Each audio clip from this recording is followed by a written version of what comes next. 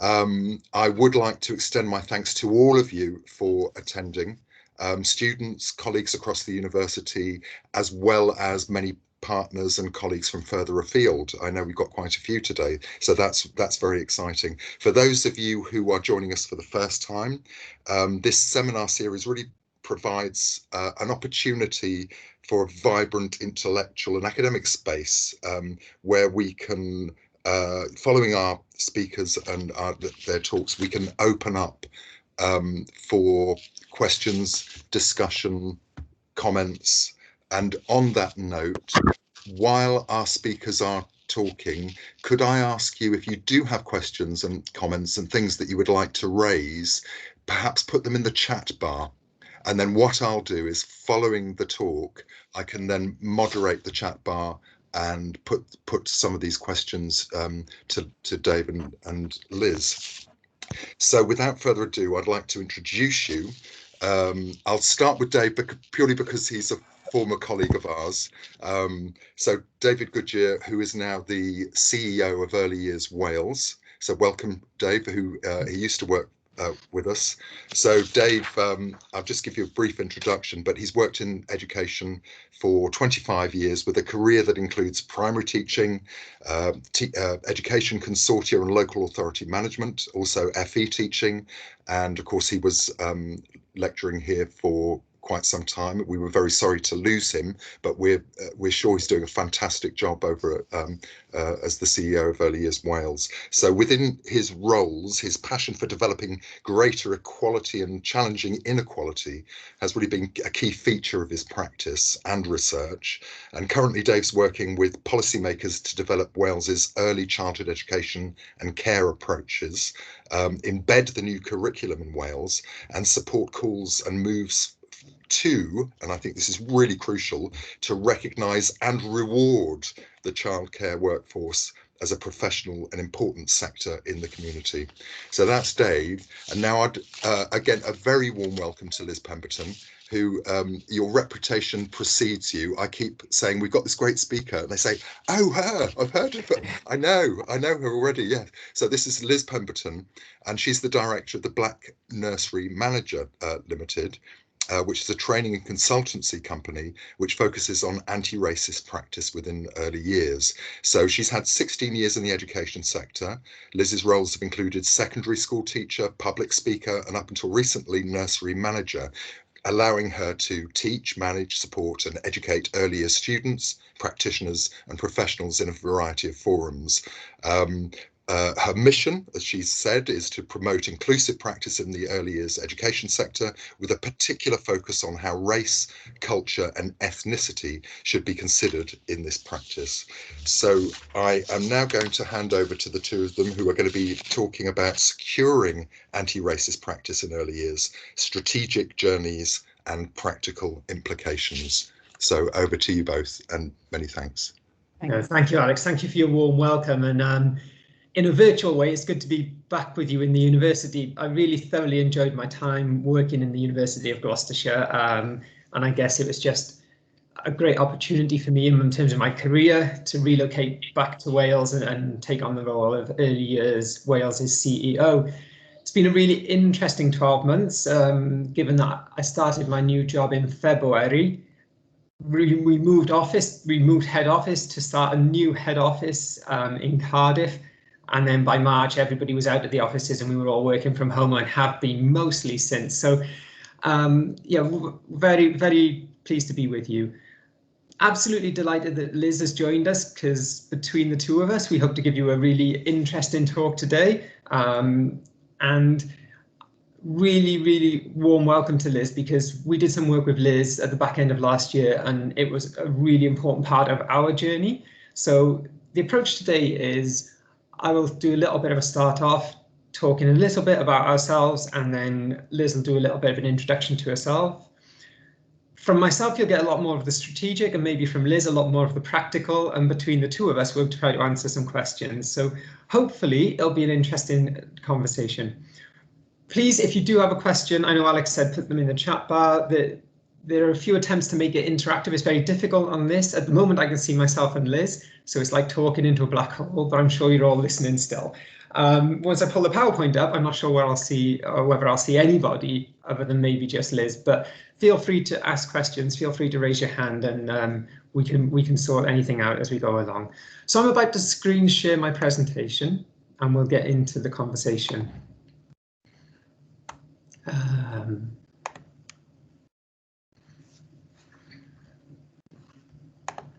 So a little bit about me. As Alex said, I started my career as a primary school teacher just before 2000. I've been working in education nearly all of my career. I had a very short hiatus where I went out and worked with Welsh athletics, which was the sport I grew up in, and was a bit of a passion for me. So I helped them around the Olympics and the Commonwealth Games with their coach development management.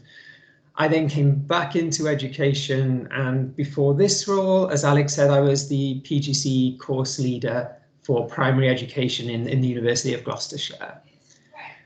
Early Years Wales as an organisation, I'm smiling because I can just hear my 4-year-old in the background, so that's the humanising element of delivering from home. We're a childcare charity organisation that have over 500 members in Wales currently. And that's a really good number considering the challenges that we've had in 2020 in terms of settings and their viability and being able to stay open.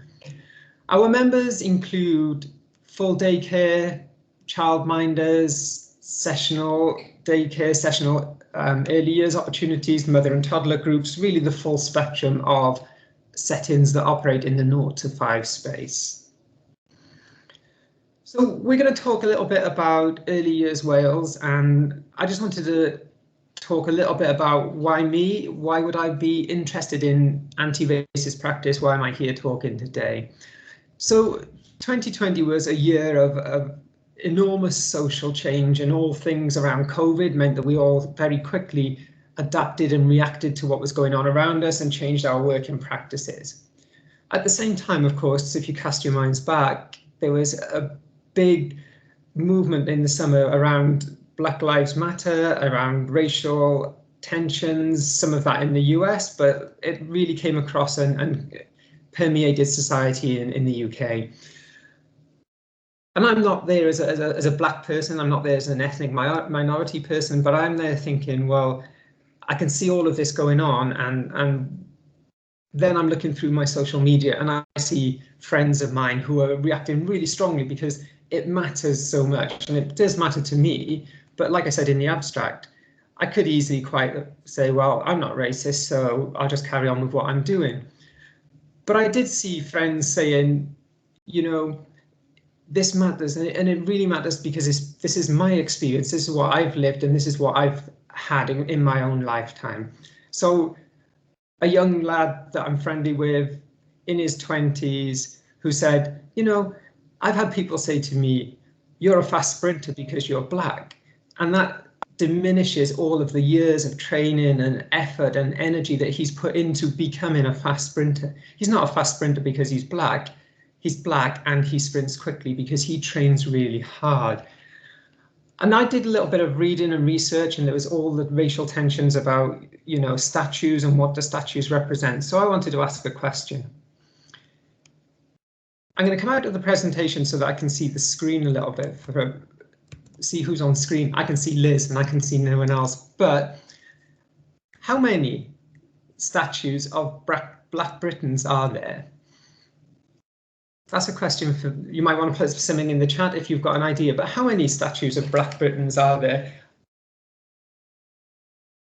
I touched on this back in the summer before I talked to Liz, because I was interested and I was thinking, well, what do our statues represent in the UK? I'm going to tell you, because I know interaction on here is not quite so easy and there's nothing coming up in the chat. So, according to the data source that I looked at, and this is sourceable on the BBC, I'll send you the link as well. In the UK, there are 175 statues listed on record of notable figures in society, of which 21 are from a BAME background. However, there are only 6 of those statues that represent Black British people.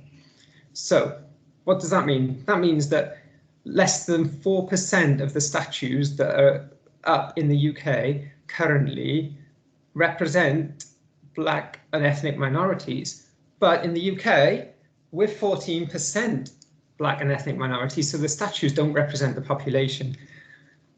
I could list them, the Mary Seacole, Cyril Regis, Brendan Baston and Laurie Cunningham from West Bromwich Albion. They share a statue. Dame Kelly Holmes, Walter Tell, who's an officer soldier, and Arthur Wharton, who's the first professional Black footballer. Those are the statues in the UK. And does this matter? Well, you could argue either way, but if we're to be truly representative, 4% is a long way short of the 14% BAME representation in the UK. The lady that's pictured there is an author in Wales. She thinks that she might be the first Black author of children's literature in Wales. And she's got 2 books, one which was released in January this year and one which is coming out in February. Why did I bring her up? Because as I was looking and watching things and seeing friends on social media, there's another friend that I know, young girl in her mid-20s, fantastic athlete again, but she put on her Instagram page, I wish there were more books like this when I was young. Black, ethnic lady, very good at what she does, very articulate, fantastic at media, but it made me wonder, what is she saying? And part of it is she's saying that the characters in this book represent her, whereas maybe the literature she was provided with when she was in school and in her childhood, maybe she didn't recognize herself in that. I don't know. I can't speak for her. But it was an interesting thing for me to think about is, why did she want more books like that when she was a child? Why was she so positive about the books that Jessica is writing? The book that's held there is a book called Outstanding. That was released on the 21st of January. And Your Hair Is Your Crown is coming out a little bit later this year. I'm going to hand over to Liz for a few minutes just to introduce herself and give you a little bit of a background about herself. And then I'm going to come back to some of the comments that I've made and some of the themes that I've talked about so far. Thank you, Dave. Really appreciate that. And thank you for everybody that's joined us this afternoon. It's really important to actually take up where Dave has left off and have a little bit of a reflection about my first interactions with Dave, which I want to bring you into before I get into introducing myself formally.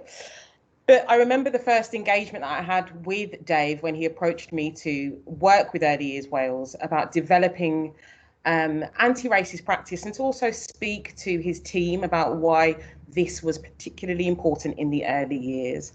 And I remember our first virtual meetup, of course, was one on Dave's part, and he admitted to me at the time, and I'm sure he won't mind me sharing, he was racked with nerves, unsure, worried about saying the wrong thing, worried about offending me, worried about using the wrong terminology, and also not wanting to be seen as that white man. And this is not uncommon in the work that I do or in how I engage with people who are racialized as white. Often it's territory that is met with fear and unsurety. And it really demonstrated to me, again, not only the lack of racial literacy, but also a fear around getting it wrong, being a barrier for engaging with any sort of dialogue with regards to race. So I wanted to kind of say that to you, so you have that in the back of your mind as we kind of go through this presentation, because obviously it is exciting, it's great, it's fantastic, conversations are happening, everybody put their black squares up in June on their Instagram grids, everybody was a social justice warrior, now everybody's anti-racist, they've read the books, they've attended the seminars, they've had conversations with their black friends, so now everything's fine, we should keep it moving. Oh, and of course, over the seas, Donald Trump has gone, so we're all fine, We don't need to worry about it. And of course, in the UK, it's not as bad as America. So often we hear these things and we see these things, and living in a very social media, virtual world and environment, we're often challenged with our own thoughts and perceptions about what we think it is or what we think it means to navigate these spaces as people who are racialized as Black, people who are racialized as white, and also not forgetting about our other communities, namely South Asian communities and also Southeast and East Asian communities as well. Everybody has an identity that is shared in that we would see ourselves as British, or we would see ourselves as Welsh, Scottish, Irish, whatever. But there are lots of intersections that we must really kind of explore. So when I talk about intersections, I talk about them because it's really important you understand who I am in this space and why I'm here talking to you today. As was said in the introduction, I'm a former nursery manager. So up until last year, March, the first lockdown, I managed one of 3-day nurseries that were owned by my mother, who is also a Black woman and started her business in the late 80s in Birmingham. So for any of you who haven't detected in my accent, I am a Brummie girl through and through, and very proud of that fact as well. It's important. Intersections matter. In my career as an early years manager, I really kind of took a look around the sector and saw who was doing what. I also realised at that time, as I was managing the nursery that I managed, Edgbaston Parkdale Nursery, I was aware of the locality where we sat. For those of us who are from Birmingham and who know Birmingham, Edgbaston is a very interesting area. And I often say this: you can take a step to the left in Edgbaston.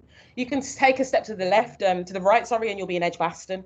And I say that with absolute intention because the nursery bordered 2 very different areas with very different demographics and very different connotations depending on who was coming. So, you know, we were in a very leafy suburban area, which is code for non-Black. So language matters.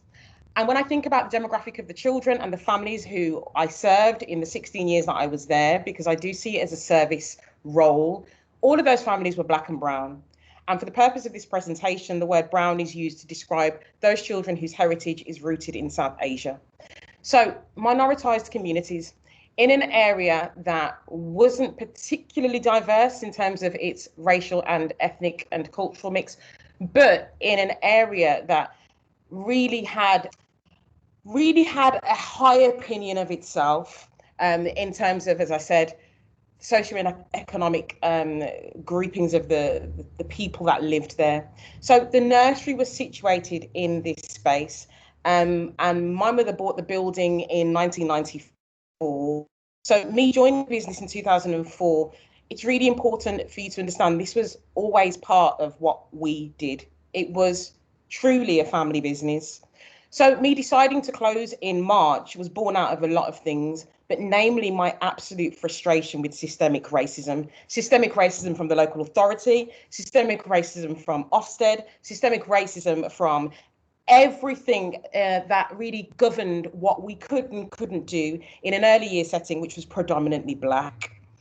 To know it, to feel it, to experience it, and to speak about lived experiences when you are providing a service such as a nursery, an early years environment, a setting that is to help children flourish, where the unique child is celebrated, I started to think about whose narratives mattered and actually whose narratives were taken on board. So that led me to take a small break out of early years management and go into secondary school teaching. So I qualified as a secondary school teacher nearly 10 years ago.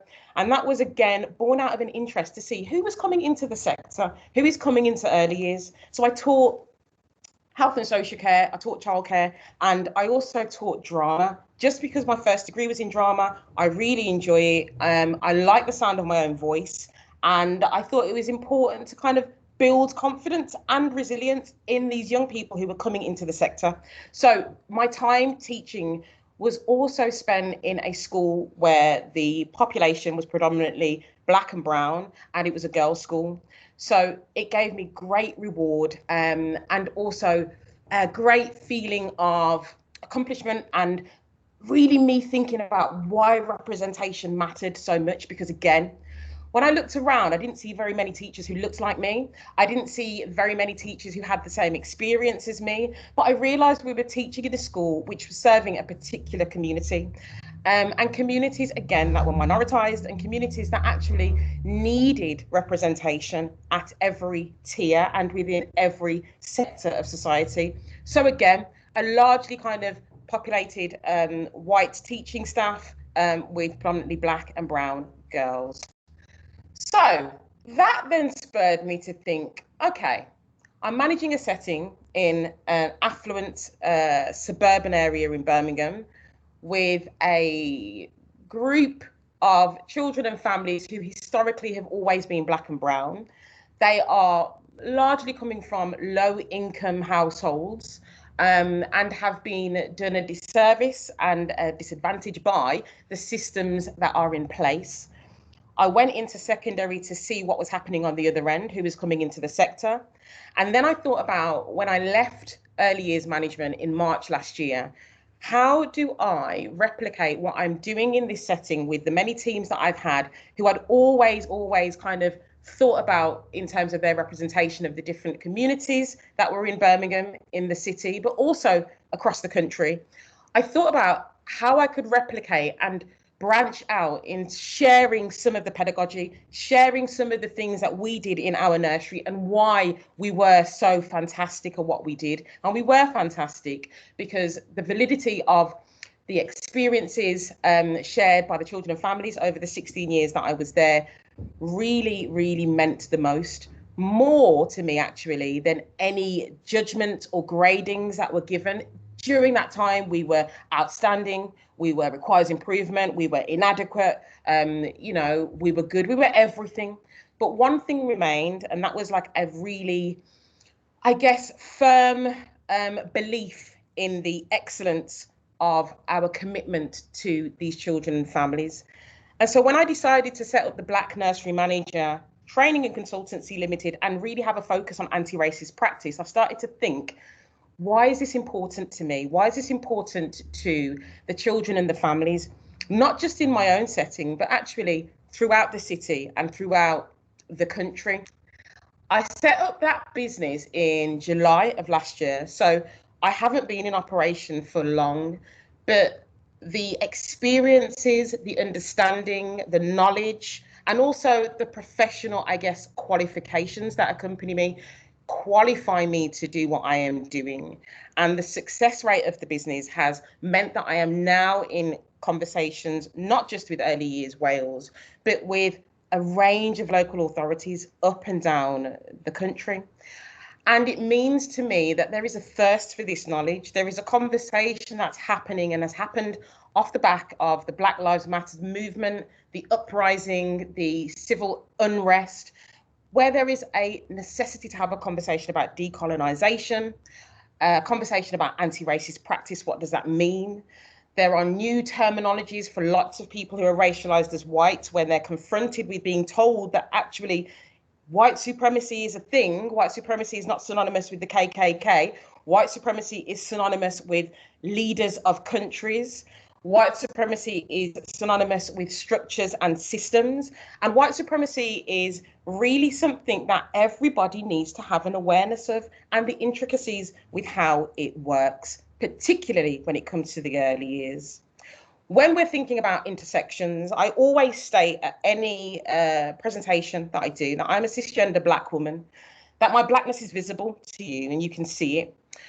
In terms of my gender pronouns, it's really important that you are aware that, I am very concerned with where I sit and where everybody else sits. So knowing that my pronouns are she and her, it's important for you to know, and it's important for me to state it, because intersectionality, a term coined, for those of you who don't know, by the amazing Kimberly Crenshaw, intersectionality is important. You need to know where I sit, because you need to know how I navigate this world. You need to know how I navigate this space and how the world responds to me.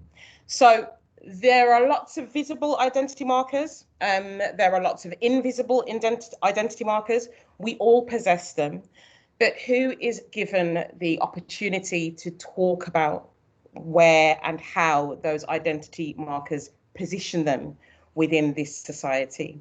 And if we are responsible for raising children from 0 to 5, how are we empowering all of those children, not only to have a strong sense of their own individuality, but also to have a true deep understanding of the world that they occupy and how they are seen?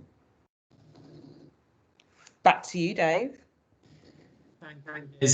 Do you know, and as you were talking, I was just thinking, so you talk very much there about your place and your role and how you see your role within this agenda, and the reason you bring yourself and expose yourself to talking quite candidly about anti-racist practice and why it matters so much. For me, I don't share the same journey of being a minority ethnic person, but I share and I hold a very strong value set. And I think when I applied for my role in the University of Gloucestershire, when I applied for my role in Early Years Wales, what helped me to be successful in those applications was getting across my own values, my own personal values. So in 2020, in amongst all of the challenge and in amongst all of the change around COVID, I saw all of these things around Black Lives Matters. And as I said, I was seeing it from America. I was seeing it from the stories that were coming out about the police and how they were handling different parts of society in America. But I also saw it from my own friends, and I also saw their own concern with that. And it didn't sit comfortably with me. And as a senior leader, as an organizational leader, it gave me the thought about, well, I have a role to play here. I've got something to offer. And my role is not quite the same as Liz's, because I don't have the years and years of practice of working in a childcare sector. So what my role is, as I see it, is I have an influence on strategy. I have an influence on our organization, but I also have an influence and I have avenues to talk to people about strategy. So as I was preparing for this, I thought, oh, I am coming across the border virtually to England, so I need to take stock of where early years are in England. And I know that you're going through a process of updating the early years framework, early years foundation stage framework in England, and that's going through your processes right now. Similarly, in Wales, our curriculum, our foundation phase curriculum, is being updated, and I'll come back to that a little bit later on. But as I walked my way through preparing for this presentation, I was thinking, well, what is it? What are early years practitioners being told in England? And so I'm not going to read the framework updates that I put on screen, but I am just pointing you in the direction of what you're being told. And things like every child is a unique child is something that you are being told. Developing positive relationships, all of these strong virtues are being promoted through the early years foundation framework that you've got. Similarly, on this slide, making connections between features of family and other families. And I remember not my youngest daughter, who's only 4, but I remember my older daughter, she's now 16. And I can remember quite candidly her coming home from nursery the one day and saying, well, why does my friend Imam, why does she wear a headscarf? And those are the kind of conversations that purely out of innocence and noticing differences between people are questions that just come out. So all of this really good stuff is being advocated for in the early years framework. And I know from a conversation with Liz that this is still ongoing and there have been some improvements made along the way. So maybe she might want to pick up on that a little bit later, maybe not.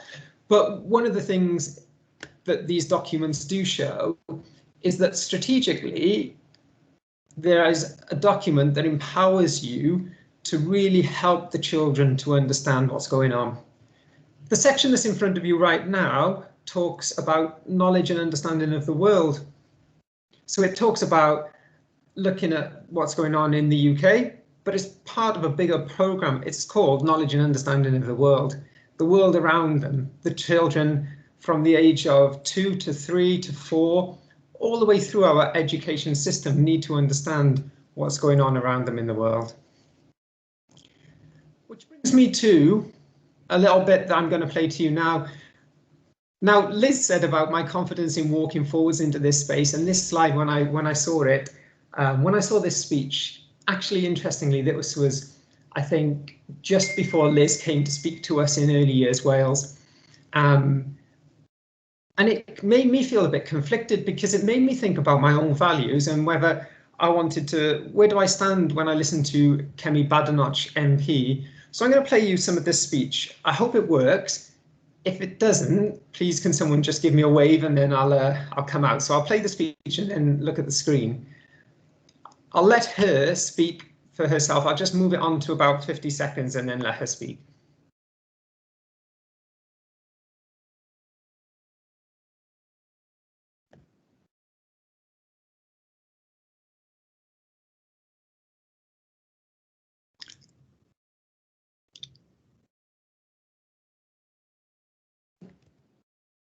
Apologies, maybe I can't come out of it, sorry.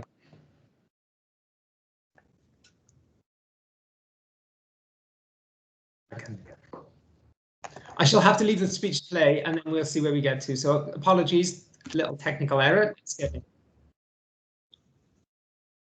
It's playing, Dave, but there's no sound. Is there still no sound?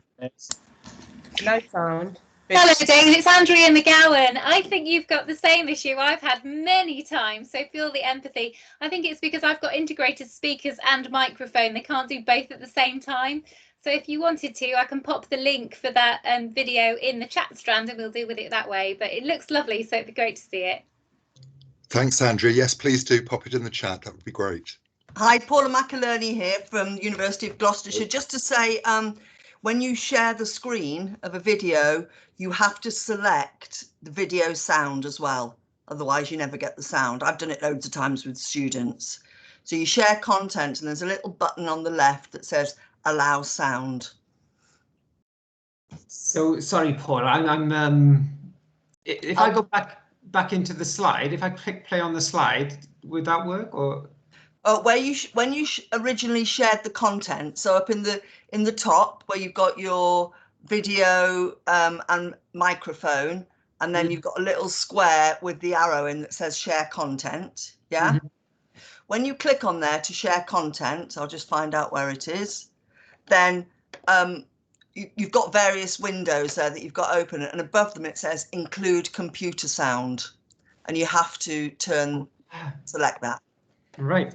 I will try again. Apologies, everyone. But so thank you for your technical tips. That's a learning lesson for me. I can maybe take with me. Well, because I've done it so many times, I've got students going, well, we can't hear anything.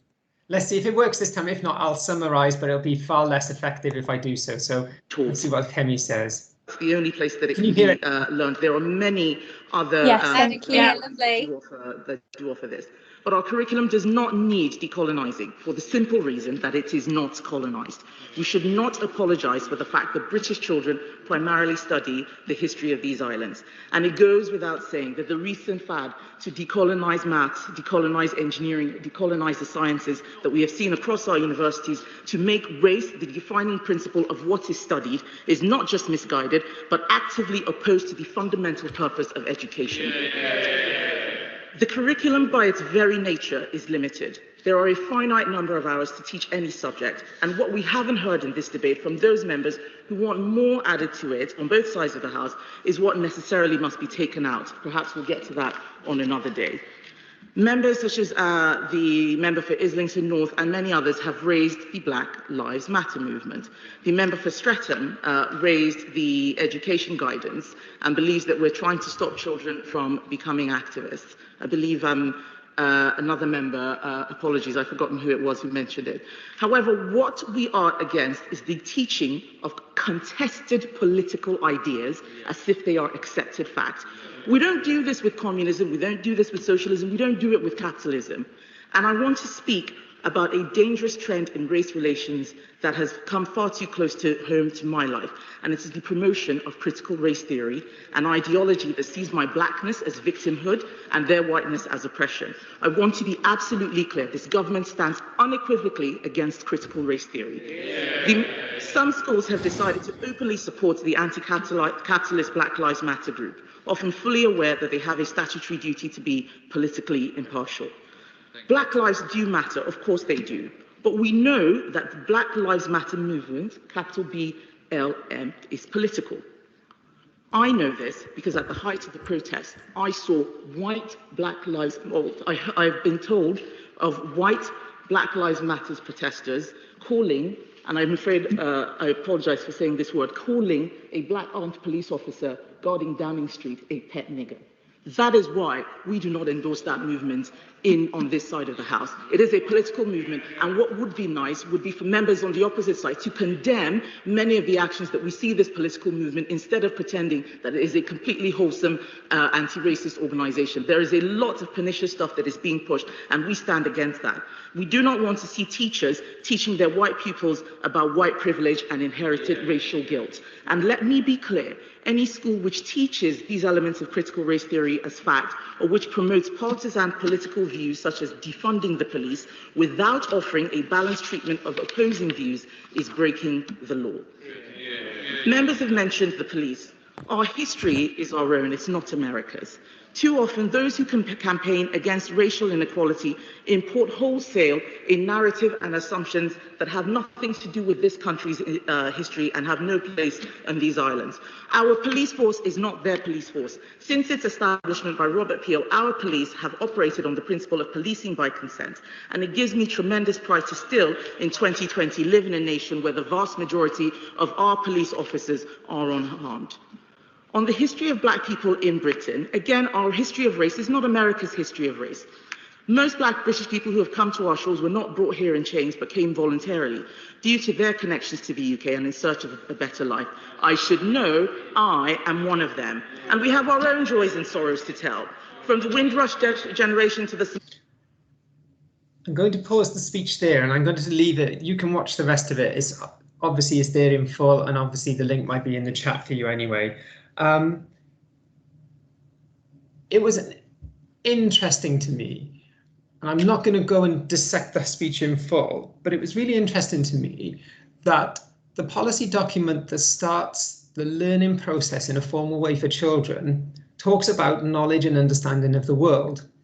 And yet within that speech, Kemi Badenoch took pains to separate the UK from the rest of the world, or particularly America from what goes on in the UK. And that left me really conflicted, because I think, well, why is the government, the current government, advocating for knowledge, understanding of the world for our early years children, and then trying to distance themselves from events that really matter in the world? There was an interesting description of Black Lives Matter as anti-capitalist. I'll leave you to think about why. And then also to marginalise the injustices that we saw in 2020 as an American issue.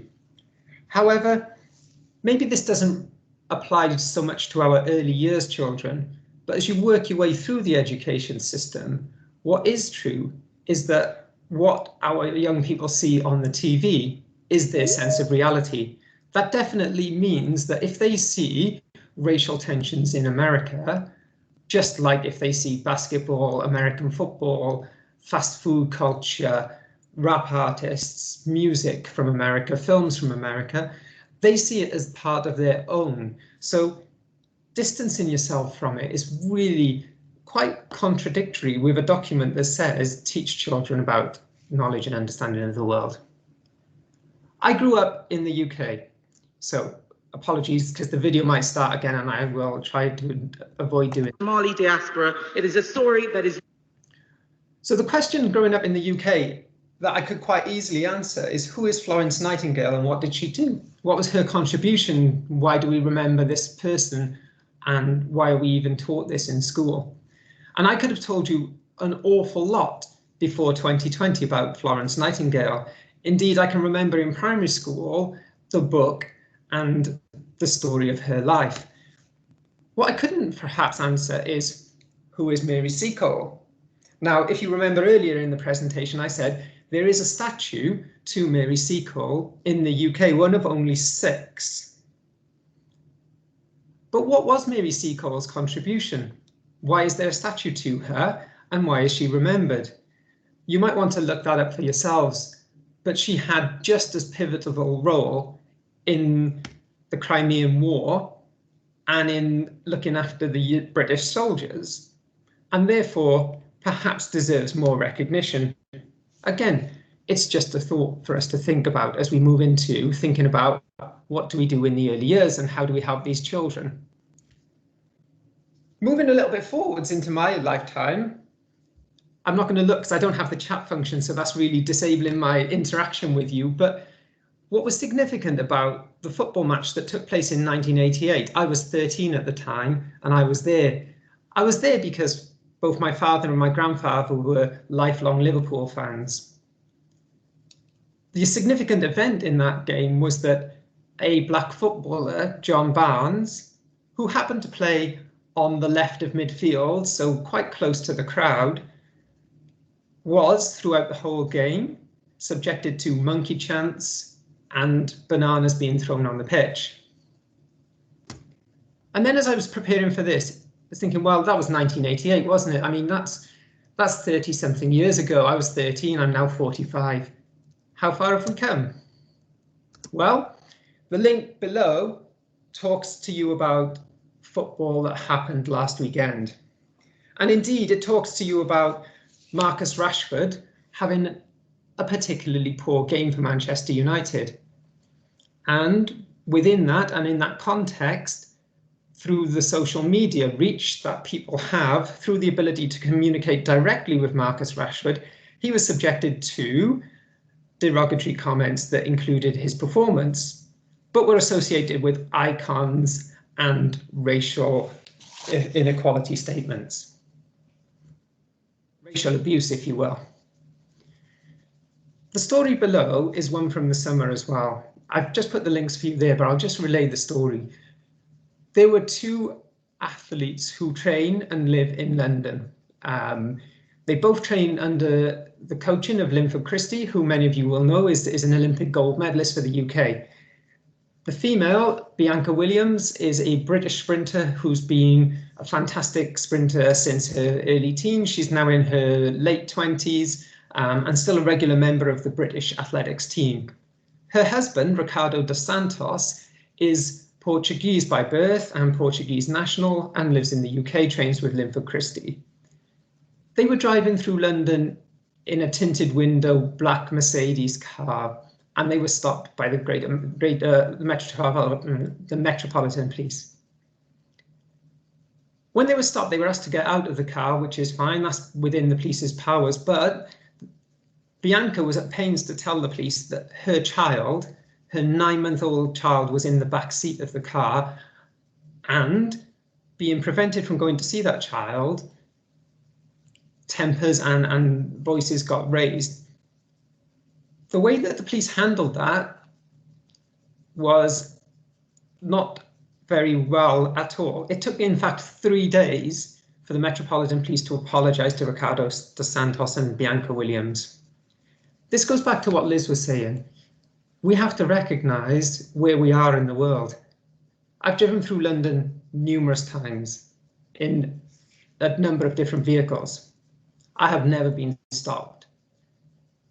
Why was Ricardo dos Santos stopped? Because the car, or himself, or both, were profiled in some way.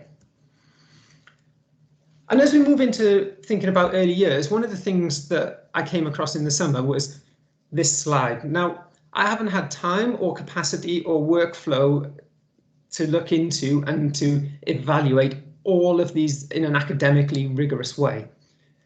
But the message was quite interesting to me, because if there is some evidence that by 13 months, children use race to identify with playmates or gravitate towards children who look more like them, or if by 5, they have already started to adopt and assume some of the attitudes of adults, it really resonated with me that there's a significant role for early years practitioners to play.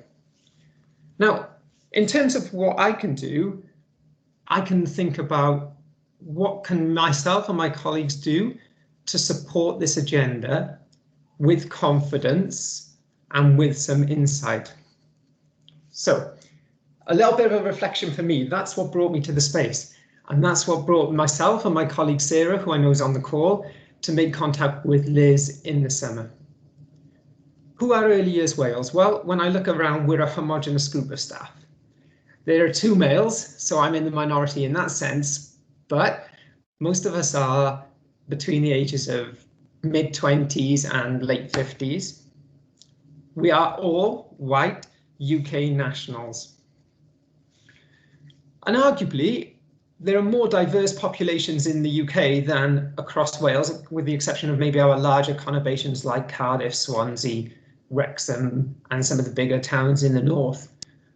But in some senses, that makes it even more important that we embrace this culture of being very inclusive, exploring diversity, and helping the children recognise it.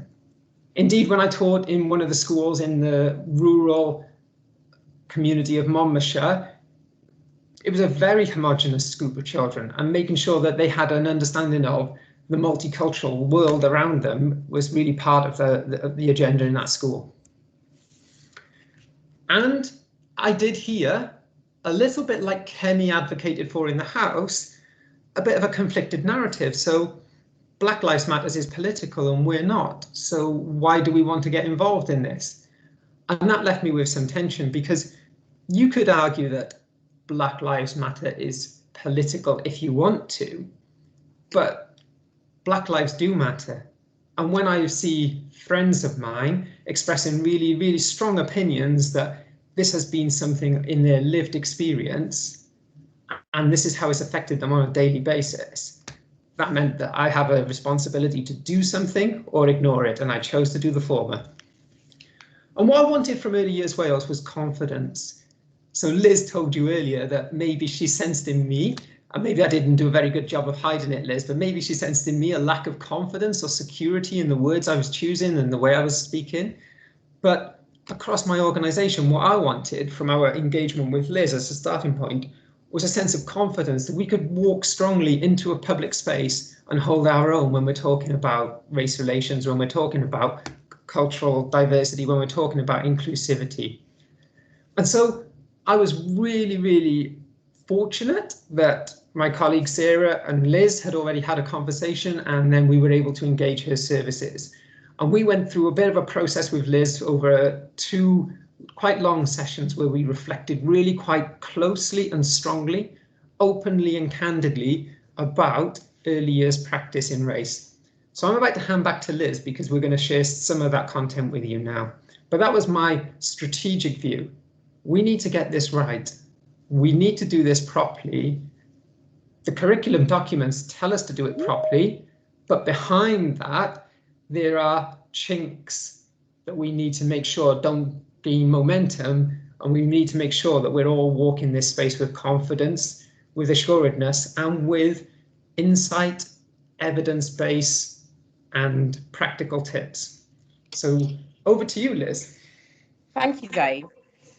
So thinking about approach is so important, isn't it? And often when I'm asked to do this kind of work and I'm engaging with different organisations, different companies, different local authorities, I always start with this.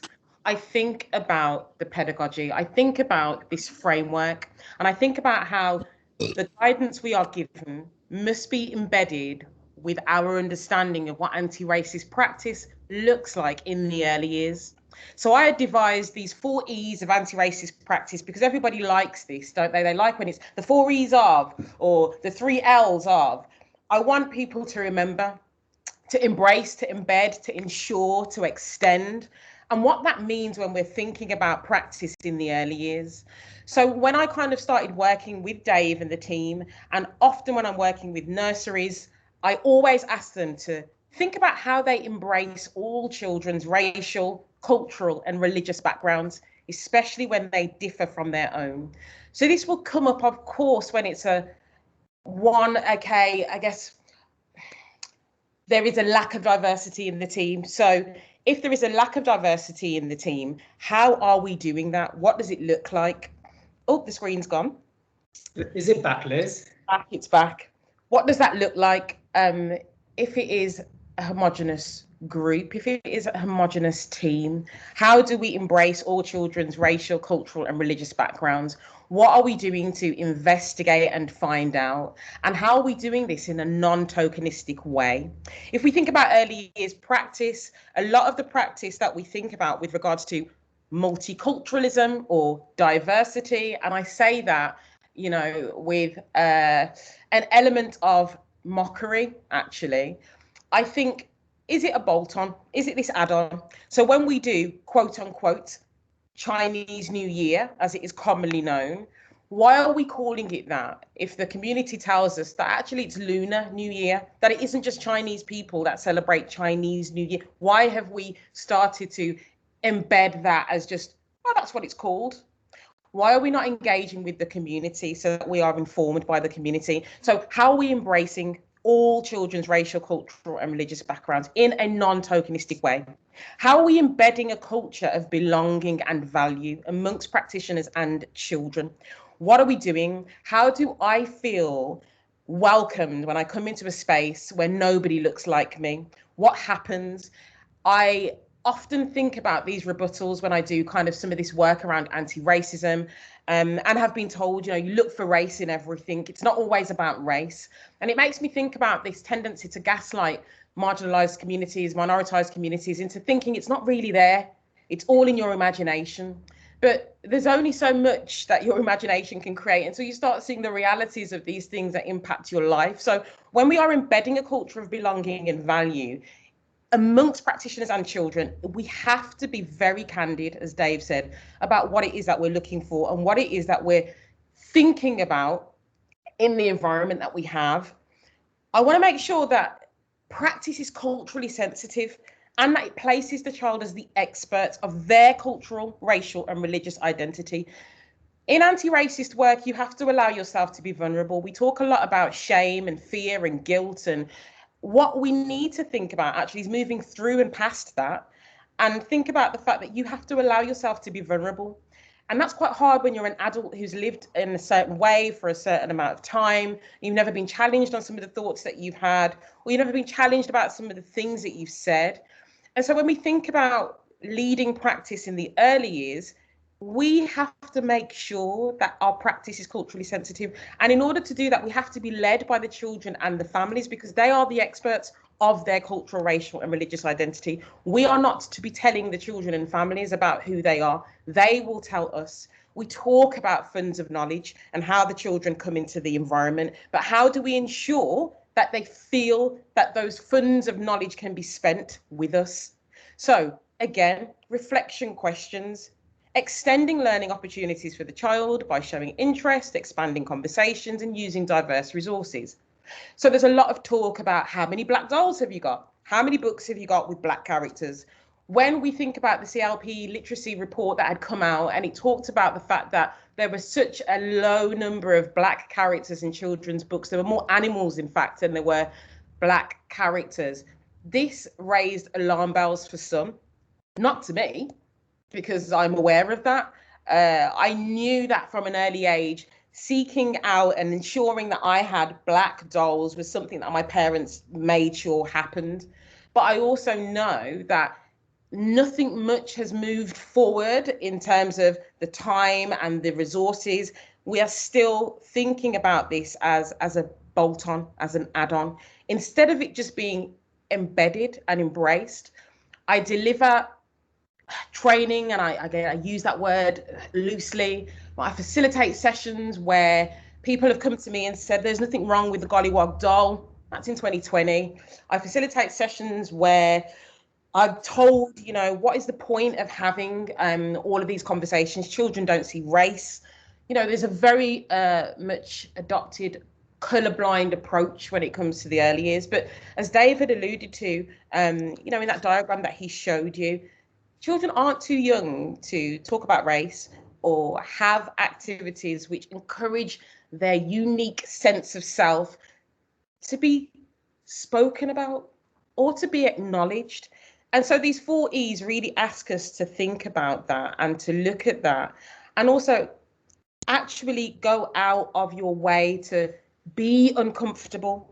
Be uncomfortable in environments where there is nobody else that is from a minoritized community. Go out of your way to ensure that the environment feels like one where everybody can be celebrated.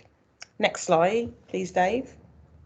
The fear of not doing this can lead you to here. And I think when we think about anti-racist practice and why the early years can't afford to position it as an afterthought, is because we get into territory like this, where we have people bringing or sending their children into nursery, into reception in blackface or yellow face, and thinking that it's appropriate because, you know, it's just fun, it's innocent. But we have to start to unravel this, and we have to start pulling the thread as to why this is so deeply problematic, why this is racist, and why this has no place in the early years. Why do we feel the need to not challenge these things outrightly? Both of these images were taken from national media.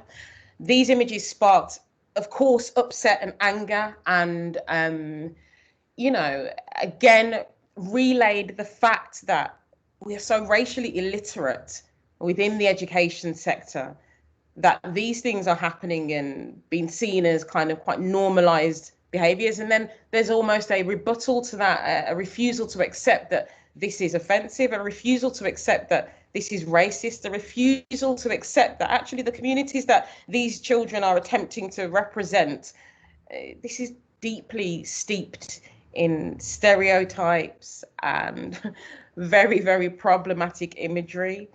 So this is what happens, you see, if these conversations are never had or we're never forced to think outside of our own bubble. We must always be prepared to be vulnerable. We must be prepared actually to move through feelings of shame and embarrassment. If we are in a workforce where we tell children, you know, if you get it wrong, don't worry, you can try again. Or don't worry about making mistakes. It's fine. I'm here to help you. And we expect the children to trust in us as the practitioners, as the adults. But I'm asking workforces to do the same when it comes to anti-racist practice. I'm asking you to be vulnerable. I'm asking for you to allow yourself to be corrected and for you to think deeply about some of the practices that have been embedded for such a long time and have gone unchallenged. Because I am as British as any other person racialized as white. My British East and Southeast Asian colleagues are as British as their counterparts who are racialized as white. My South Asian colleagues are as British as their counterparts and their peers who are racialized as white. So we need to move away from whiteness being synonymous with Britishness. As I said, intersectionality is important, and it really kind of rings true when we're thinking about how we are forging our identities, but how we're encouraging children from minoritized communities to do that as well. Next slide, please, Dave. So as I think about positionality, I think about identity, I think about the role of gender in the early years, it brings me to a dear colleague of mine, Mr. Shaddai Tembo. Shaddai does a lot of work with regards to gender representation, and also the visibility you see here is that Shaddai is a Black man who is an early years ambassador. He's an inspiration to me and many others.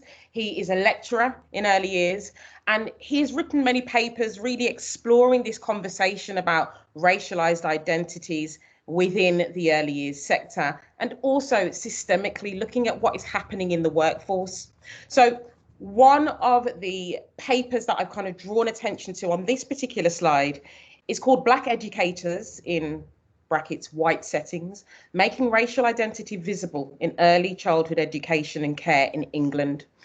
And this paper, which is a phenomenal paper, and I really would urge you to read it, this paper really gets to the heart of what minoritized communities, what Black educators are feeling like in this space. And a lot of the things that are kind of brought to light as a result of the research and the work of Shaddai is that there are unheard voices, there are unheard narratives. Again, in the early years sector, we're always encouraging children to come in with their own stories, their own narratives. They will be valued, they will see themselves reflected. But what about systemically? What about in the workforce? As my work is bringing me to engage with local authorities, it's not uncommon for me to be on a Zoom screen where I'm the only black face leading in this kind of work and talking about this. When I'm asking local authorities, when I'm asking organisations to look at the structures that are there, I ask them to think about why there is nobody that is non-white. I ask them to think about what's led them to this. If this is about changing hearts and minds, that sounds great. It sounds fantastic. It's brilliant to kind of have these conversations with people like Dave as a white man and understanding the power that he has in terms of this social hierarchy as a white cisgender man. But what's the point of having that if he doesn't want to spend his privilege?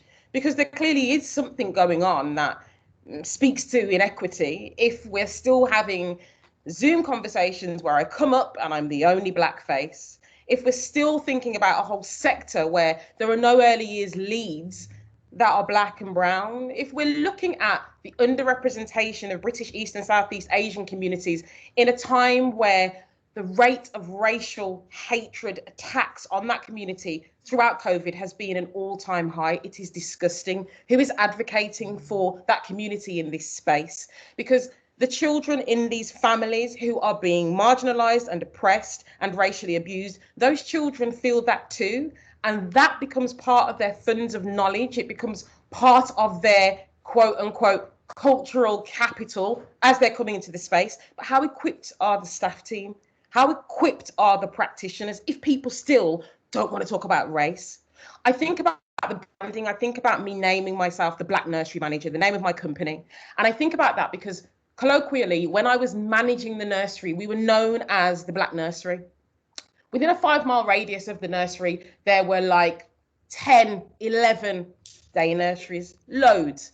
And we were known as the Black Nursery, the Black Nursery. And actually, there was no shame in that. We were really proud to be the quote unquote Black Nursery. We were the nursery where the parents would roll up in the morning. Vibes Cartel was playing at 100 decibels and the bass line was pumping. This is not synonymous with blackness, but it became synonymous with how people viewed blackness. So what started happening is that my children and families would start to subscribe to the myths. So black people are loud, they like music, they like bashment, they like hip hop, they like to be absolutely heard.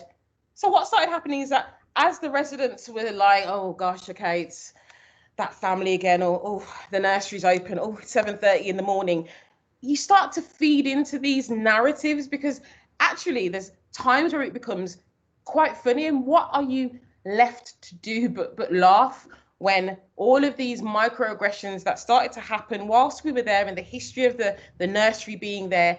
I came into this with funds of knowledge. I knew what my mother had been through before me coming into the business.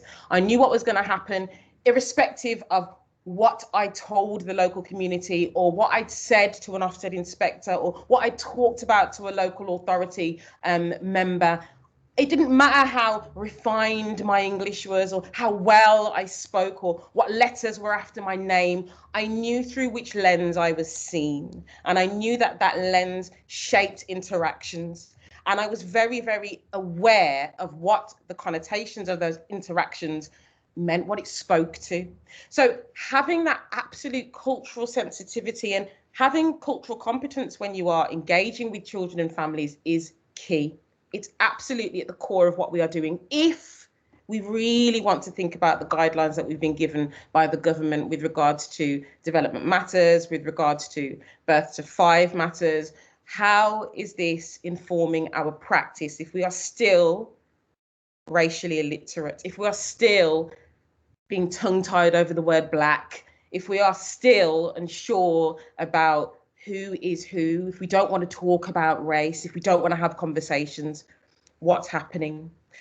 So when I thought about some of the practical guidance and advice and some of the courses and sessions that I facilitate, I always think about very practical things. I put on a range of different webinars for practitioners, and I make it affordable. And I talk about things like inclusion in role play. I talk about the fetishization of the mixed Black child.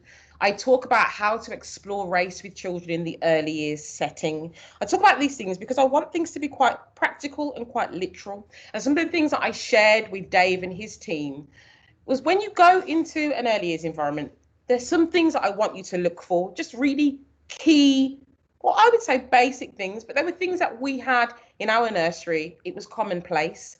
Next slide, please, Dave. And when you see this, it might be like, oh, yeah, obviously. But are we creating a hairdressing role play area? For example, that includes Black hair care products. Because actually, that is something that is such a small tweak, but can not only make Black children feel included in that space, but also non-Black children aware of the fact that there are different products that are used in our hair. Having that introduced at a role play level, it's so key, and it's just such a small thing. But I'm speaking from managing a nursery where all of the children were Black and brown, so it was normal. We always had Afro combs in our role play area. We always had wide tooth combs. We always had silk bonnets and scarves when we were pretending to go to sleep, because we knew we weren't going to sleep without our headscarf on. We knew we were going to sleep with our silk bonnet on. We always had empty bottles of shampoo, conditioner, and oils. We always had shower caps. And we always had images displayed directly from Black hair magazines to display in the role play area. And we were conscious not to just display mixed and light-skinned people within one kind of, or with one hair type, because we understood the impact of colorism within our community. We understood the nuance within our community. And also we understood the power of white superiority complex, which I've come to call it now instead of white supremacy, but white superiority complex. That we didn't want any of our little Black girls to feel like in order to be beautiful, they had to look like Elsa from Frozen. We understood that when we did displays, that Goldilocks and the Three Bears wasn't Goldilocks and the Three Bears. Goldilocks had brown skin and she had a hijab.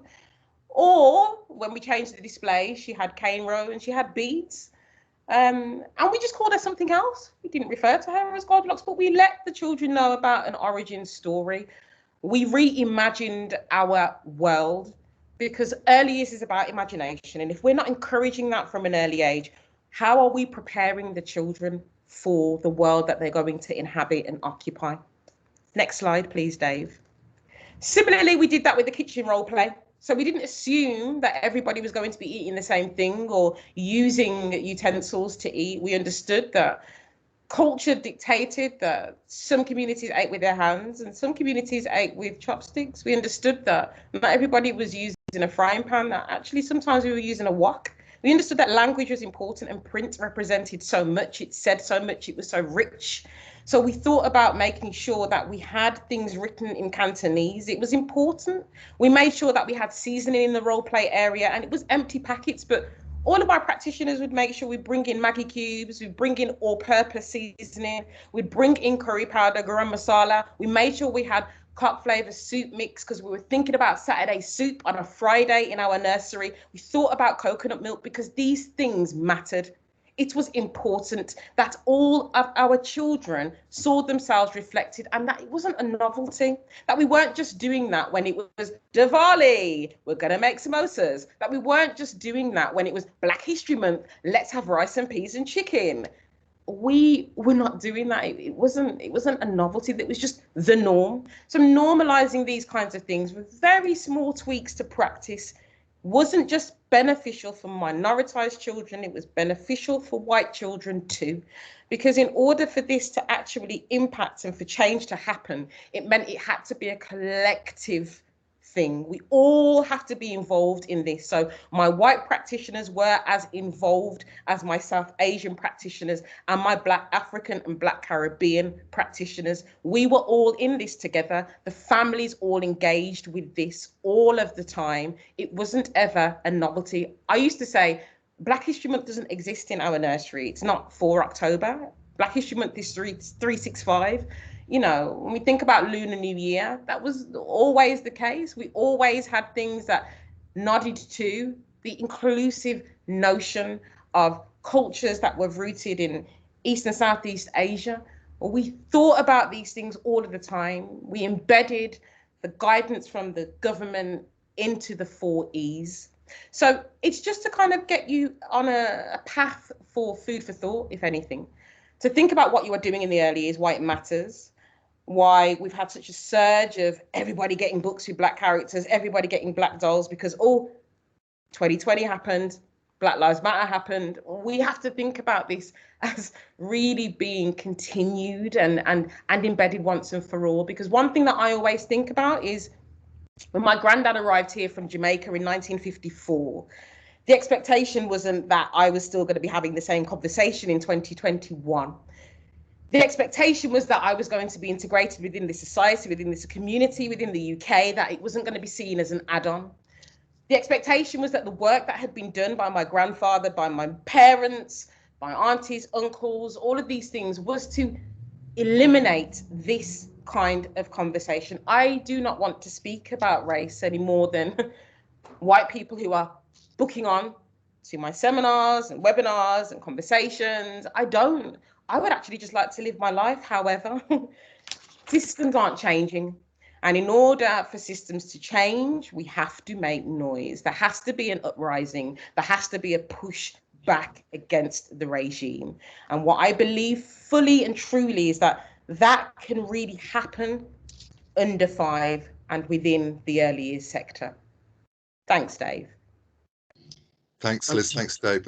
Dave, I know you've got your next steps. I'm just wondering if you'd be able to make that a little bit shorter so we can open up for questions and discussion. I mean, I'm going to wrap up very quickly, Alex, but I was conscious at the time. So a couple of things really resonated with me and embedded. Liz, you mentioned embedded maybe 5 or 6 times as you got so passionate about practice and what you did in your setting and how you made that the norm, not the exception.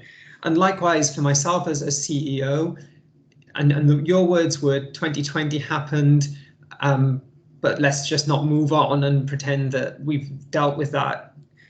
It's not a tick box. So our next steps are a continued journey. For me, I would never have said I was ever a racist or anything like that. I would always say I'm one of the most inclusive people, most open people that you could hope to meet. But my journey, especially over the last 6 months and looking at this topic in a lot more detail and doing a lot of reading and a lot of thinking, ruminating, is that I've enlightened myself more. I've learned more. I learn every time I speak to Liz. It's an absolute joy, and I'm so pleased that she was able to join for this presentation. So I mentioned my colleague earlier, Sarah Wiggin. She's on the call, so I'll give her credit, really. She had a conversation with Liz. The document that's in front of me here is Sarah's hard work. Sarah went away and looked at a resource for us, which just talks about literature. So within the resource that Sarah drew up, she looked at children's literature. She looked at practitioner literature. She looked at social literature across a wide taxonomy, and she produced a fantastic list. That for us is a stepping stone on the journey. Practical steps for our organisation, we need to keep moving forward. We need to evaluate our own policies to make sure that they are moving with us, and we're going to go on that reflective journey again with a range of people who are able to support us in having confidence in what we do. And for us, it's about supporting our membership. We're a membership organisation. So that goes back to my earlier slide on where I started. I needed to make sure that my staff felt confident. I needed, if Liz recognised a lack of confidence in me and the language I chose at the start, that's because I was thinking too hard about picking the right words. My values, I fundamentally believe, are that anti-racist practice matters. Alex, maybe I won't show this, but Welsh Government are on a way a little bit moving forwards in a very proactive way, really. Professor Charlotte Williams is leading a working group for Welsh Government.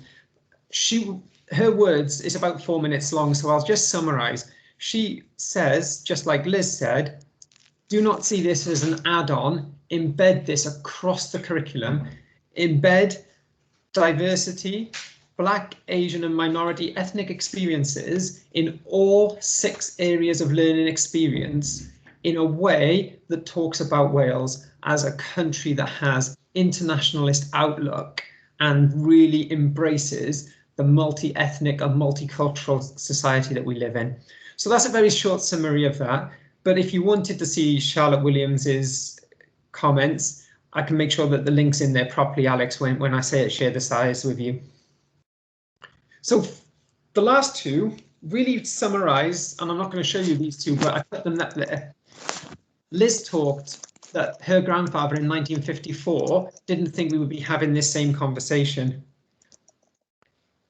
Akala in 2020 was talking, and he talked about what are the issues.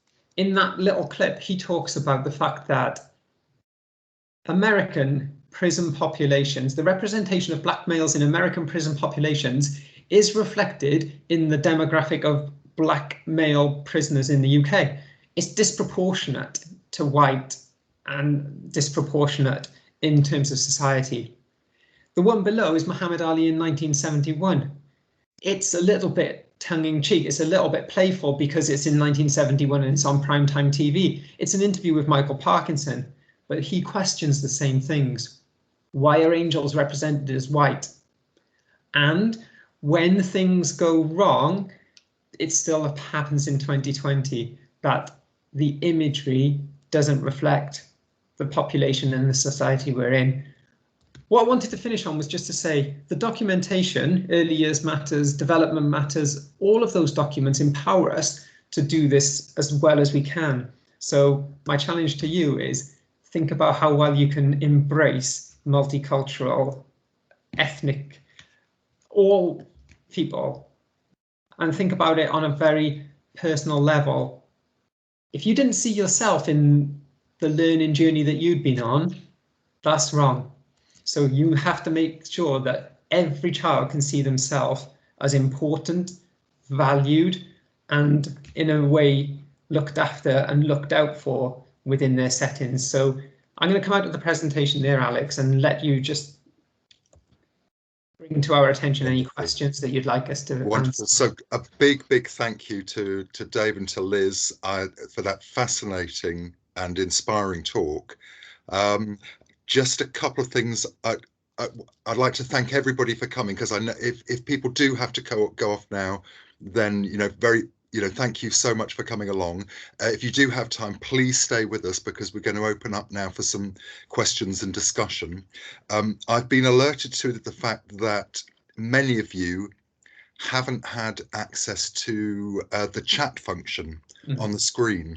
So my apologies for that. What I would like to do then is ask people if they could raise their hand in the chat bar like this, like so, and I will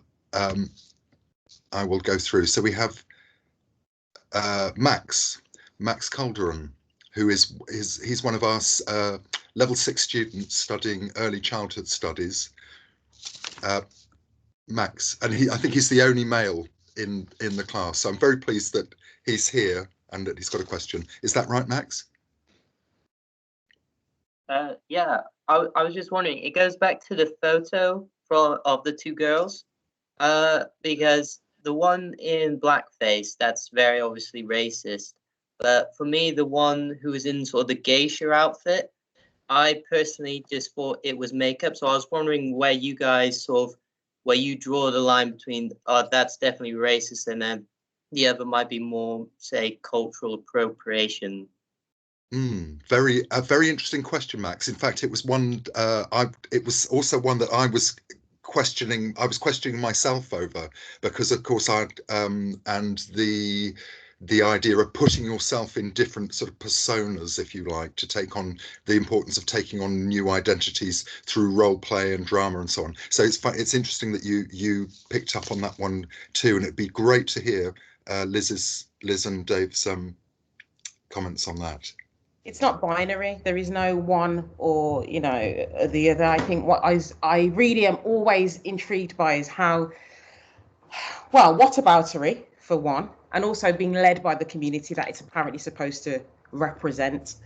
So I think about the practice of reimagination, and I think how we could culturally sensitively do that and become a geisha without painting our faces as was done, and understanding the history of the tradition of being a geisha and what that is rooted in. And if we are not paying homage to that and understanding where that is born from, to do that with no understanding or appreciation. Similarly, I gave a talk yesterday to a whole load of instructors of baby yoga, and I asked them what they understood by yoga and the origins of yoga. Nobody could tell me. So what is this born out of? What is it about? And I think we always have to look at origins, and we have to be led by the communities who are being represented. There is no, as I said, there's no, can't do that, can't do the other. It's for us to really investigate what cultural appropriation means to us. I went to a Beyonce concert. There were a load of white women with big afros on. I was offended, you know? But also, I am one person who is a black woman. There might be another black woman who's like, Liz, it's fine. You know, I think that's really good. That's really exciting. It's really cool. So we have to be really mindful. And that's why I think diversifying our groups, our friends, our experiences really helps us to have informed decisions and have informed discussions about that. I think it leads to something possibly quite dangerous if we're allowing children to dress up as an Indian or dress up as somebody who is Chinese. What does that mean? Okay, so it's about looking at the foundation, I think. Hopefully that answers your question. Yeah. So just to pick up as well, Alex, and maybe just to add to that, Max, I think it's always about what's the learning intention? So what's the child getting out of that moment, or you know, what is the whole purpose of the activity, etc., etc. So we talked about role play and things like that, but my analogy to Liz earlier when we shared this conversation was that you know, within my PE remit, I used to teach the hacker quite a lot, but I really took on the responsibility of understanding what do those cultural references mean. So when I'm teaching the hacker, if the children ask me, why do they stick their tongue out like that? Why are they puffing their cheeks out? I understood what that meant in that cultural language, in that exchange of body and gesture and poise, and therefore was educating myself. Now, I didn't have to share every detail of that with 8-year-olds, but I did have to feel that sense of, not only am I teaching them a dance, but I am teaching them part of Maori tradition and culture, which is really an integral part of their society and their being. So it's not just, this is a tribal dance that will engage the boys. It's more than that. And that's my responsibility as a practitioner to understand and represent that in the right way. Now, I always said, and I said this to Liz, you know, it's funny. Every March the 1st in Wales, we dress young girls up in a way that nobody ever dresses up in Wales, and we tell them it's the national costume. The national costume of Wales was an imposition from an English landed gentry female who wanted her serving ladies to look and approach in a certain way. Yet we tell all our young girls they're wearing the national costume of Wales. Walk around Wales, no one else wears it. It's just an appropriation of our culture. It's a moment in time from, you know, the 19th century. Yeah. Thanks, Dave, and thanks, Liz, for those responses, and thank you, Max, for the question. Can I move on to Susie Pope, who's also joined us? Susie's one of our MA students. Susie. Hi there. I just wanted to know what you thought about, do you think there's space to implement it into EYFS like training and into the actual NVQ childcare training, and where you think that would hold premise into kind of racial education with an actual practitioner training from the get-go kind of thing, and what your opinion was on that? Shall I go, Dave? Yeah, sorry, I missed part of it, so I was going to ask for a summary of the question, but go on. Thanks for your question, Susie. I mean, we're about 3 million years late. Of course it should be. It should be at the core of everything that is being done. When you are trained to be an early years practitioner, anti-racism should be part of what you are encouraged to understand. What does anti-racist practice look like? Because what it avoids then is questions later on down the line about why we can, why we can't, why we should, why we shouldn't. So when we're talking about how this representation matters, conversations coming up, it isn't just about that, is it? It's more than that. And it's about introducing and thinking about pedagogy. For instance, we will always learn about Piaget, about Bowlby. Okay, so these are our theorists, and we're told, you know, these are the people that we need to understand. We need to understand about Maslow. Why? I always ask why, and what are the commonalities? If we're thinking about Montessori, why? I want to know where else we are informed. How is our practice informed, and by which theories, because when we're actually thinking about decolonisation, it is about those questions. Who is feeding into what we are learning, and why are we learning those people who has chosen for those things to happen? So yes, anti-racism should be embedded within government policy. It should be embedded within, you know, NVQ syllabus. But again, it's quite subjective, isn't it? Because it depends, for instance, with the NVQ programme, who's your assessor? If I was the assessor, I would be talking about that. I'd be asking for students to unpick the activities or the documents or, you know, the things that they have. So in short, Susie, absolutely, yes. Great, thank you. Thank you for that, Thank the you. question and the response. Can I move to Emma Flynn? Hi.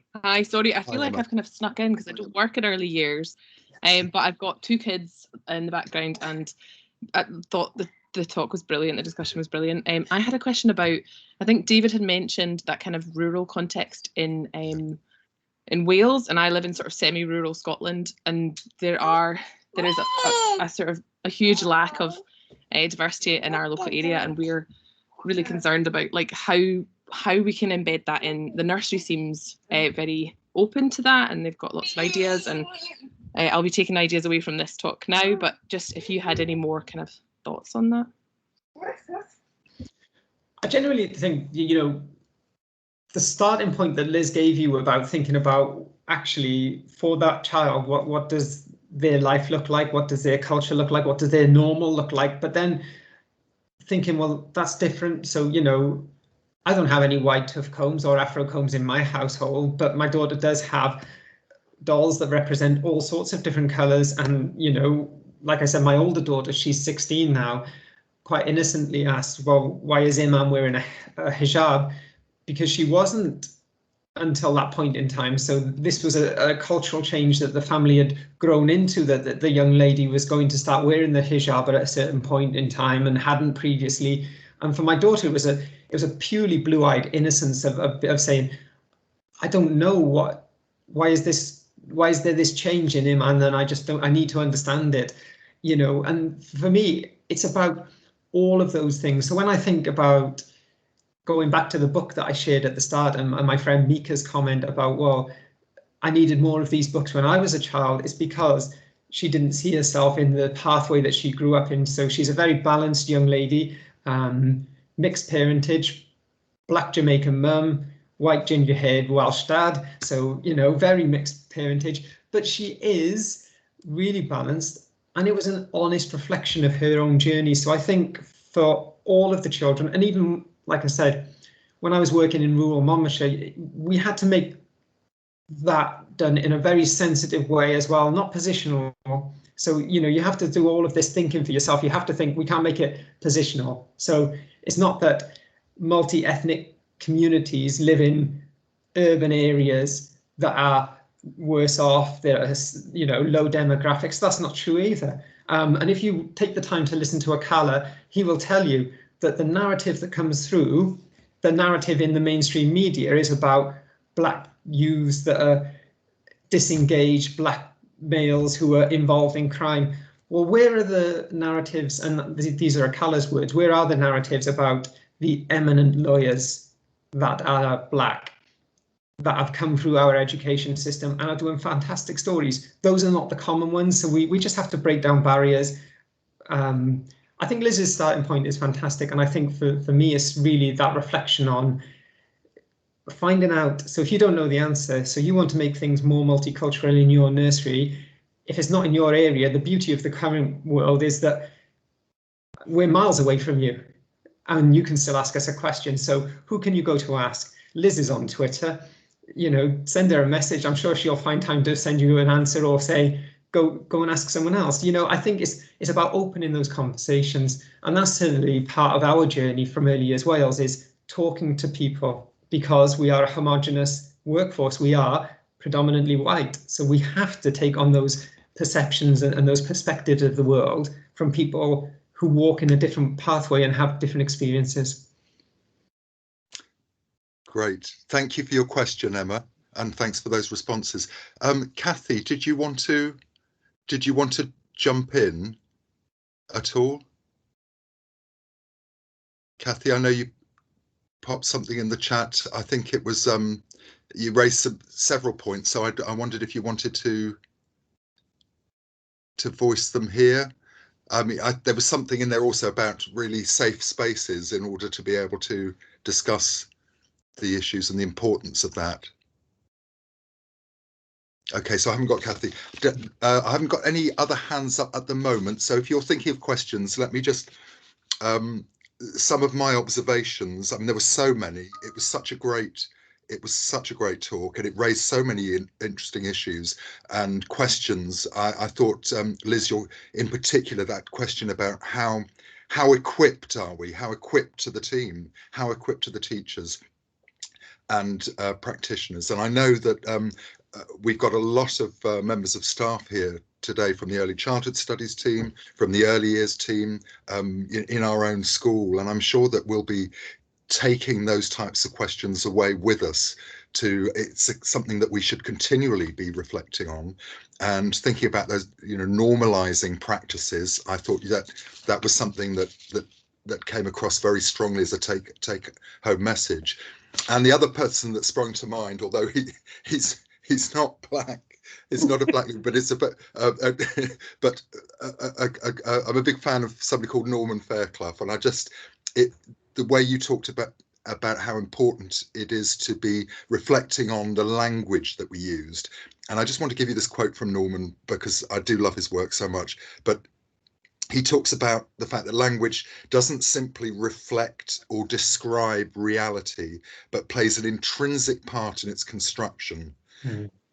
Therefore, it's more than a mere descriptive sociological tool. It's also deeply political, acting to demark certain boundaries. And I love that quote because it really links into what you've been saying, and it helps us all think about that need to reflect on that continually in our practice, in our everyday lives. So I would like to thank you. Are there any more questions just before we round up? Any from the Early Childhood Studies team or Early Years team? Please don't be scared. Ask. Yeah, Alex, I can see, two hands up. There's a couple of hands up, Alex. So I don't know if we have. So we've got Michelle's popped a camera on. So let's go with Michelle first, and then Emma Buckler, and then Sarah Hutchins. So it's not actually a question, it's just to say thank you very much. And all the time I'm listening, I'm just thinking there's so many parallels with what I feel as just being a woman and having grown up as a woman and seeing role models and people in certain roles and having, all of that kind of thing. I think there's lots of parallels there. And I think we just need to all work together to make sure that there is equality for all. And I really enjoyed the whole thing today. Thank you very much for organising it, Alex, and for all the speakers, both speakers as well. So thank you very much from the Early Years team. Thank you so much. Thanks, Emma. I think you're on the call. Yes, well, just to extend my thanks as well. I mean, it has been a fantastic session. So, and hopefully we can maybe get you in to speak to our students, both of you, because I think they would really value that and would gain an awful amount from it. I'm a little bit, aware that the question I have might be opening up rather than closing down. But I don't know whether you've got, particularly Liz, any strategies to tackle hidden bias, because I think nobody feels that they are prejudiced or racist in any shape or form, and they would feel mortified if they felt they were. And when we run sort of sessions on looking at how we work with children, it has to start with self-reflection and recognizing your own biases, which inevitably we all have. And when you're running workshops, and it is a very delicate, sensitive area, how do you tackle that issue of bias and prejudice that we're just not aware of? I think it's such a deeply personal journey. That's the first thing. It's deeply personal. And what you have to kind of have is this almost like an internal thermometer. So the feeling of when you've tripped up and you think, oh God, has anybody seen me? And you turn around and you get quite hot and you get quite flush and you think, oh gosh, that internal thermometer when it comes to bias, check in with how you feel when certain situations arise or when certain conversations are had. Because until you're ready to kind of confront that personally, there's no way you can bring that out in the open. You have to be really, really aware of it. Check in with yourself. If you're about to say something, how is it making you feel? And why is it making you feel that way? So I think this work is deeply personal. I think it's really individual. I think you have to check in with yourself before you come out into the world and say anything. And also build a trusted circle. In our own lives, we have to make sure that we are creating our own safe spaces, because a safe space for one is not a safe space for another. And what we have done to come to this point, I think me and Dave, we spent a lot of time just creating our own safe space, just me and Dave, just to have these conversations and just to have a conversation in a no kind of non-judgmental way. Or if Dave feels like he's going to get a bit hot, or if I feel like, oh, you know, Dave, as a white man, I think I'm going to kind of just say to you, and I know Dave's not going to be like, how dare you say that I'm a white man, but just checking in all of the time and actually being brave enough to kind of overstep that boundary that often keeps us from having those conversations. Me and Dave couldn't be, further at two different ends of the spectrum in terms of how society views us.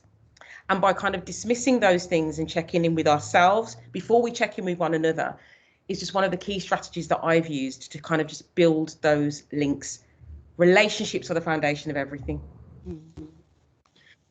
I think as well, Emma, I think from my perspective, it's also, when you recognize it in others, it's that realization that you can't take a hammer to break a nut. You have to walk with people. You have to take them on a journey with you. So you have to find a way of engaging with them and keeping them in that conversation space so that you can help them to work through those issues. So if you're working with students, it's really about, first of all, building those relationships and those trust, isn't it? And then being able to open those conversations in a really honest and integral way. So I made in that presentation, when I had that slide with Kemi, who is a Black woman, who has lived experience of being a Black woman, I made no apologies to saying to Liz, I felt conflicted sending that to Liz because I didn't know, first of all, what her reaction to that narrative was going to be, to those words that were spoken. But in the end, I sent it because I felt it caused me that dissonance between the early years document and then what was spoken in the house. And I just wanted to have that open and honest relationship with Liz. The trust is built out of being in that way, isn't it? So I think, it's remembering that when you do see, biases that you want to work your way through and you want to help students work their way through, you have to do it in a way that keeps them engaged, keeps them going with you on that journey. You can't just confront it head on, because people will shut down and put the barriers up and say, that's not me, you know that, I'm telling you what you know. But it's just really the only way as a person who would be in the similar situation, the only way I can see it as a way of working your way through that process is you keep saying, these are my values, this is the evidence, this is why I believe these things, and keep having those conversations in a trusted and open way, whether that's whole group, whether that's tutorials, whatever mechanisms work for you in the university. That would be just my thoughts on that as well. Great, thanks very much. I'm going to round up with, there are two last questions. I'm going to ask both of these people to come in together on this and take this as our final sort of wrap up. Sarah, are you still there? Sarah Hutchings and Tristan Middleton. I wonder if we could take both your questions at the same time, and we'll make this the last one. Hello. Yeah, I'm still here. Thank you. Hi, Sarah. It's sort of more of a slightly rhetorical question in a way, in that actually it's really got me thinking, because where we are and the setting that I'm in, we are in a position where it is predominantly, it's white, rural, British. And actually, to flip the narrative now and say, okay, it's now our duty to start thinking more consciously about educating the little ones in our care and the families in the community so that we're more inclusive. Because actually, I think there's a lot of people that could potentially just sail on through and they simply won't have a clue. And I can liken this to living in New Zealand, and we lived in Queenstown down in the South Island. And we didn't have roundabouts and we didn't have traffic lights. So we had to educate the children as to what they were. So when they went to the big city, they didn't have an apoplectic fit. So I almost feel in a way that I'm going to more consciously reflect and actually go forward and say, well, what can I do about enhancing our provision and helping to understand and to be more mindful, rather than just saying, it's not my problem, I simply am not going to deal with it. So thank you, much appreciated. Lots of reflective questions being brought up. And yeah, definitely need more roundabouts and traffic lights. Thanks, Sarah. And just finally from Tristan, if you could come in. Yeah, hi Dave, nice to see you, and thanks Liz. Really interesting. Sorry I was late, but I was teaching. There's lots to sort of reflect on, I think, and that notion that Liz and other people brought up around ideas of intersectionality, really important in this debate, and the importance of language that you raised, Alex. And I was thinking about the concept of whiteness that I found was really important for me as a white middle-aged person in a position of power, and that's been really a revelation to read about the concept of whiteness.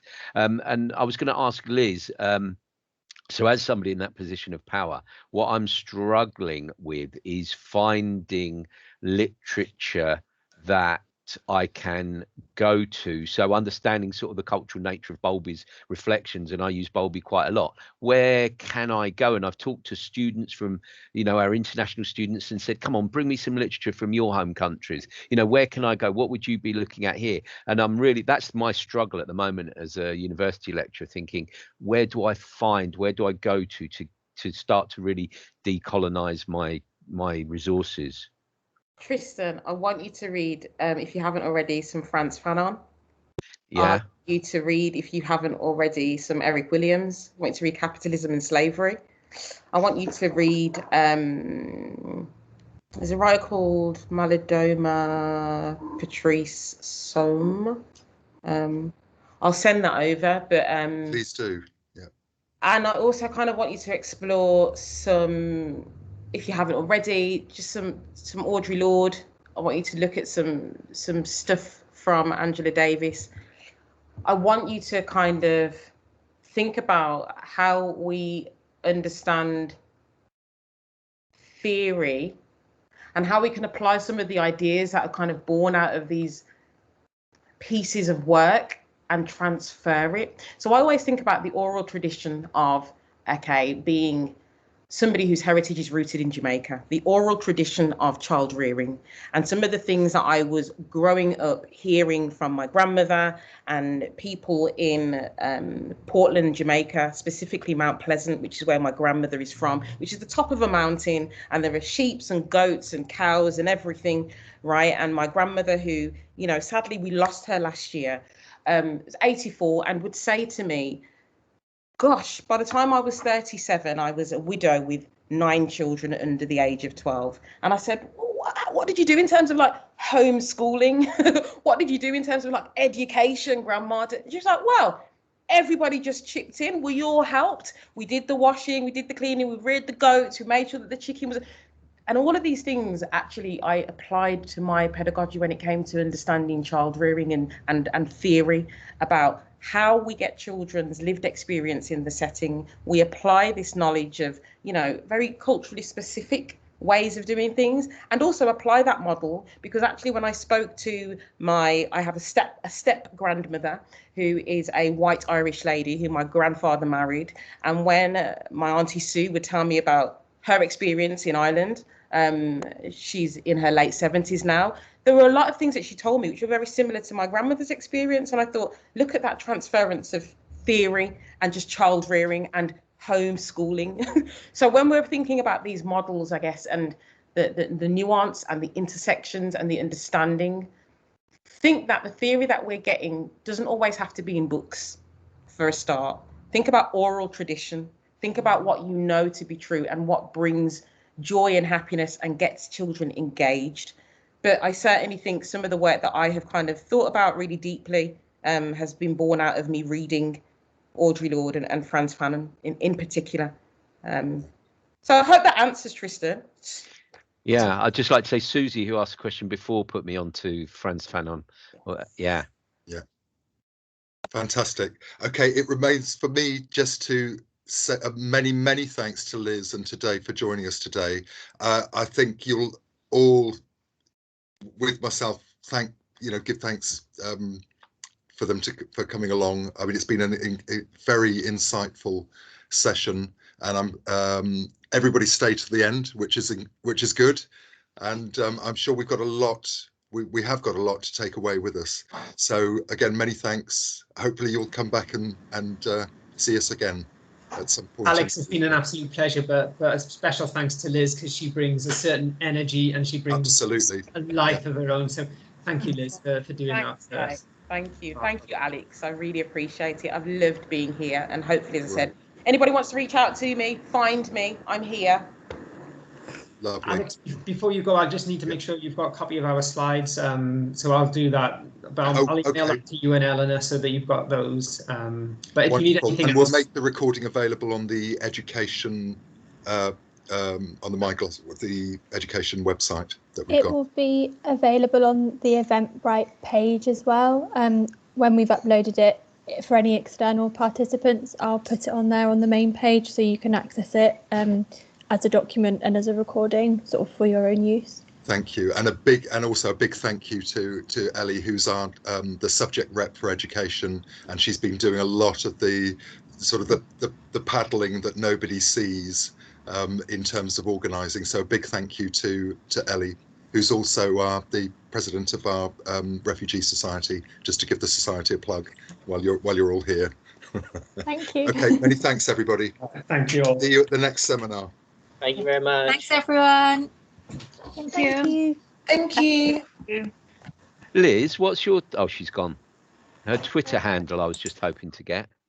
I'll put it on the screen now for you, Tristan, because I'm still on. Thanks, Dave. How are you?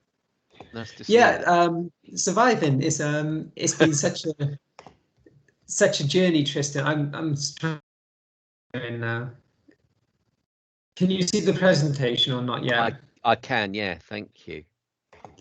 So there's Liz, so it's at Liz Pem with a TBNM. So at Liz PEM. Found it. PEN. You're welcome. I will send it over though, Alex, so you'll have a full copy of the slides anyway. So yeah, I'll send that over to Eleanor. I'm going to go and see my... Let's stay in touch. I think I know that the Early Childhood Studies team in particular are very interested in talking to you again about curriculum updating, the EYFS and so on. So yeah, I mean, it's a pleasure, Alex. I mean, obviously, life gets very busy, but it's absolute joy to come back. I mean, like I said at the start, I had a lovely 2.5 years up with you all in Cheltenham, and happy to dip in and help and carry on that link. So, it's great for us as an organisation. It gives us a wider range of audience as well to engage with. So really happy to do that. Absolutely. And, I could tell everybody was really enjoying themselves because they all stayed to the end. That doesn't often happen. I'm going to go and see my 4-year-old if you don't mind. So I'm going to log off now, Alex. But okay. lovely to see you. Nice to see you.